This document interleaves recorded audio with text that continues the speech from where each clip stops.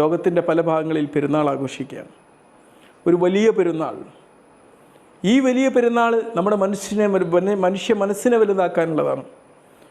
മഹാനായ പ്രവാചകൻ ഇബ്രാഹിം നബിയുടെ, പ്രൊഫറ്റ് എബ്രഹാമിൻ്റെ ജീവിതത്തിലൂടെ കടന്നുപോയി.